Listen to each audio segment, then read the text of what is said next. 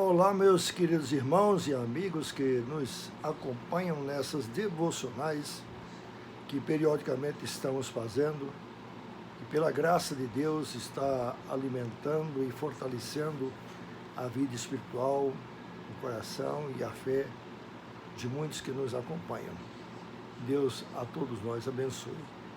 Hoje nós vamos pensar num tema sugerido pelo Presente Diário para o dia de hoje, que tem o seguinte tema: espertos.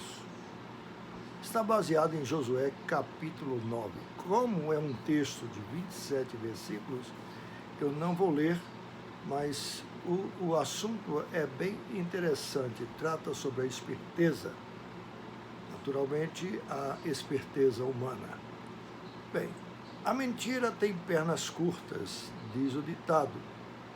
E muitos de nós já comprovamos que realmente isto é verdade. Porque as pessoas podem enganar a muitos durante um tempo, mas não engana a todos o tempo todo. Então, os espertos, eles sempre findam caindo em contradição e sempre encontram também um mais esperto que ele. Sempre o esperto encontra outro esperto que o passa para trás. Não é? Mas a esperteza é a arte de levar vantagem sobre os outros. Não é? E para muitos, um outro ditado que diz assim: fazemos qualquer negócio com quanto que eu leve vantagem, é uma máxima verdadeira. Porque tem gente que tudo quanto faz, só faz se levar alguma vantagem. Não pensa em distribuir, não pensa em dar, em doar, só pensa realmente em auferir, ou seja, em conquistar, em aumentar os seus ganhos. É assim mesmo, não é? Por isso que lá vem um outro ditado: o mundo é dos espertos. Para muita gente realmente essa é uma máxima, porque as pessoas simples, as pessoas crédulas, as pessoas que não têm muita maldade, quase sempre entram pelo caminho. Ou seja, são enganados, são passados para trás. Não é? Então a gente começa a perceber que nesse mundo ser crédulo, ser simples, ser muito cordato, é sinônimo de alguém que não vai vencer na vida, que não vai conquistar absolutamente nada. Evidentemente, essa é uma cultura que contraria a palavra de Deus e principalmente o Evangelho de Nosso Senhor e Salvador Jesus Cristo, que manda com que a gente pense nos outros como pensa em nós e até faça para os outros até mais do que gostaríamos que fizesse para conosco. E assim, então, o Evangelho do Senhor Jesus Cristo, que na verdade funciona como uma verdadeira contracultura nessa cultura dos espertos desse mundo que nós vivemos. Mas pensemos, a opinião de verdade é o seguinte: quem nunca foi passado para trás? Quem nunca caiu num conto do vigário? Claro que não uma vez, mas às vezes até algumas vezes, e outros até parece que cai sempre na lábia dos outros, dos espertos, né? Então, meus amigos, Josué capítulo 9 conta-nos a história de quando Josué adentrou a terra prometida com o povo de Israel. Ele, no comando daquela gente, tinha uma ordem de Deus de conquistar os cananeus, de exterminar os cananeus e tomar posse da terra que Deus lhe dera. Realmente isso aconteceu de um modo extraordinário, de um modo sobrenatural, quando eles se depararam com a imbatível Jericó, que era uma cidade grande, com muralhas muito altas, aparentemente invencíveis e imbatíveis. Mas Deus deu a vitória. Logo depois, eles conquistaram também a cidade de Ai. Teve uns percalços nesse caminho, mas findaram conquistando Ai, como Deus tinha prometido. Agora, todos esses eventos ocorridos até eles chegarem à Terra Prometida e essas duas vitórias de Jericó e de Ai, começaram a se esparramar as notícias e os povos cananeus e ficaram muito preocupados, para não dizer, ficaram numa situação praticamente de pânico. Foi o que aconteceu com os gibeonitas, que era uma das cidades, um dos povos que seriam alcançados futuramente. Só que os gibeonitas, muito espertos, eles elaboraram uma estratégia, um plano para evitar, antes que acontecesse o mal, eles foram ao encontro de Josué. Eles quem? Um grupo seleto, um grupo preparado, um grupo de atores, porque precisavam ser atores para fazer aquilo lá. Então eles se apresentaram diante de Josué e conseguiram fazer o que inesperadamente não deveria, que o povo de Israel não deveria fazer. É uma aliança com aquela gente estrangeira. Porque eles disseram assim, nós não somos cananeus, nós viemos de uma terra muito distante. A gente veio numa viagem, olha, as nossas roupas eram novas, veja como elas estão agora esfarrapadas. Nossa água e o nosso vinho, a nossa comida, está toda estragada por causa do tempo. As nossas sandálias, sapatos, todos também extremamente danificados, ou seja, deram toda aquela impressão de que eles eram peregrinos que vieram de terra muito distante.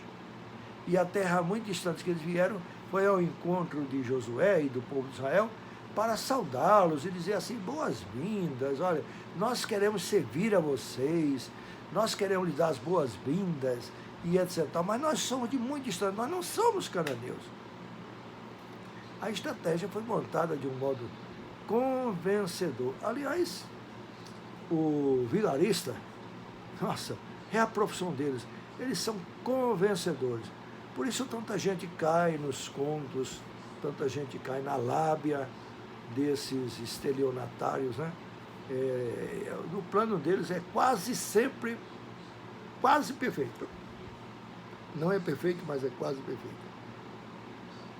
O que eles não esperam é que um dia a máscara cai. Um dia os planos maléficos são descobertos. Mas realmente eles sensibilizaram Josué e os príncipes de Israel e como eles queriam, foi feita uma aliança, um juramento em nome do Senhor.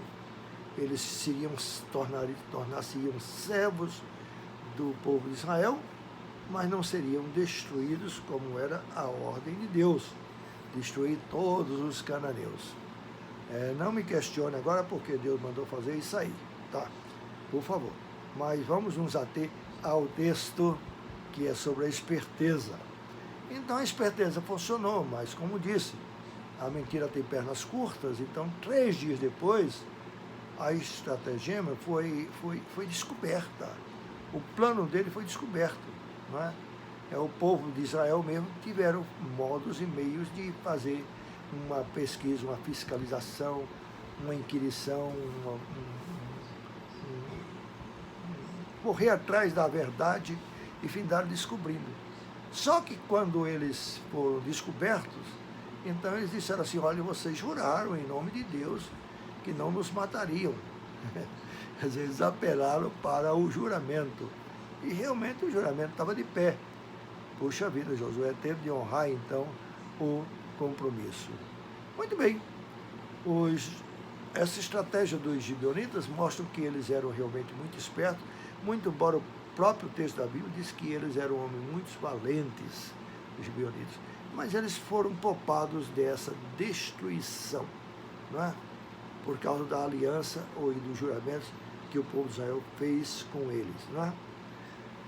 Muito bem, a lição que fica para nós nesse texto é o seguinte, é preciso observar quando Deus deixa claro uma ordem, que a gente não deve questionar, nem a gente deve querer modificar as coisas. Como pastor, pregador, em muitas ocasiões que são um tanto difíceis de explicar, a gente percebe que as pessoas basicamente dizem assim, mas Deus não foi muito justo, Deus podia ter feito assim, assado. A gente sempre encontra gente que acha que é mais inteligente, mais sábio e sabe mais do que Deus. É uma coisa da natureza humana relacionada realmente à a sua deterioração, a sua queda, o seu pecado. A gente é assim. Mas os crentes também são assim. Não é? Tanto é que Josué e os príncipes de Israel não consultaram o Senhor, simplesmente creram e fizeram aliança com um povo que é cananeu e que não era para fazer aliança com cananeu nenhum. Era para destruir todos, era a ordem de Deus. Não é? A lição que fica realmente é essa, a gente não confiar na nossa inteligência, não confiar demasiadamente no ser humano, no próximo. É por isso que a Bíblia diz assim, maldito o homem que confia em si mesmo e faz do seu braço a sua fortaleza. Realmente, é o que muitas e muitas vezes os próprios crentes, servos de Deus, fazem. Eles passam a confiar, a sentir-se muito seguro pelo que sabem, pelo que fazem, por suas decisões, pelos seus critérios, a sua sabedoria, a sua inteligência, e muitas vezes têm de tomar decisões difíceis ou decisões importantes na vida e fazem sem consultar o Senhor. Ou não levam em consideração os mandamentos do Senhor, achando que vai dar certo, porque Deus é misericordioso, Deus é amor. Então as pessoas quebram as alianças com Deus em detrimento da sua própria inteligência, porque achou que era assim, porque achou que desse jeito vai dar mais certo, porque assim é melhor do que o jeito que Deus mandou fazer. É muito comum realmente no dia a dia as pessoas fazerem assim. E outra coisa também, achar que são por demais sagazes e por demais espertos, mas o esperto sempre encontra um outro mais esperto.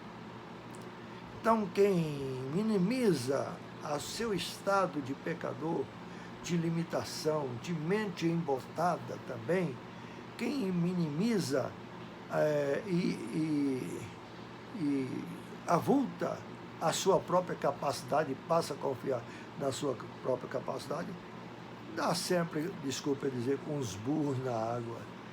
Se dá sempre mal, porque está fazendo segundo a sua inteligência e não segundo a orientação de Deus. Por isso que a Bíblia diz, é maldito o homem que confia em si mesmo e que confia no próximo e que faz no seu próprio braço a sua fortaleza. Não é? Muita gente pensa que agir assim é maturidade, mas a maturidade espiritual verdadeira de um cristão é a maturidade de saber que ele é limitado, que ele é pecador, que ele precisa de Deus, que ele não pode dar os passos sem a direção de Deus e que, portanto, as suas emoções, a sua inteligência, tudo pode estar enganado. Porque nós temos um inimigo muito sagaz que não dorme e que tem todo o prazer de rodear-nos e querer tragar-nos como um leão. Esse inimigo é o próprio diabo. Mas nós temos um outro inimigo terrível, que é o nosso eu, que muitas vezes faz com que a gente coloque excessiva confiança nele. Fiquemos com essa lição, porque a verdadeira esperteza é depender e confiar no Senhor. Que a graça do Senhor Jesus Cristo e o amor de Deus seja com todos nós. Amém.